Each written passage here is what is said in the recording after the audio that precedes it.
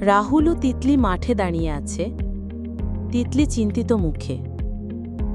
রাহুল, কাল যে পরীক্ষাটা হবে আমি তো এখনো অর্ধেক পড়তে পারিনি।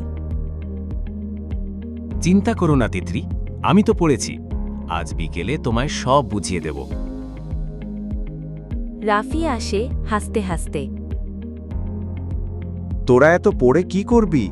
আমি তো প্রশ্নপত্র কিনেই ফেলেছি। কি বলছিস? এটা তো অসৎ উপায়। হ্যাঁ হ্যাঁ, বুদ্ধির কাজ বলে একেই। রাফি দোকানে যায় প্রশ্নপত্র আনতে। কাকু গোপনে কাগজ দেয়। কাউকে বলিস না কিন্তু। রাহুল লুকিয়ে সব দেখে। পরীক্ষা শুরুর আগের মুহূর্ত মাস্টারমশাই সবাইকে বলেন,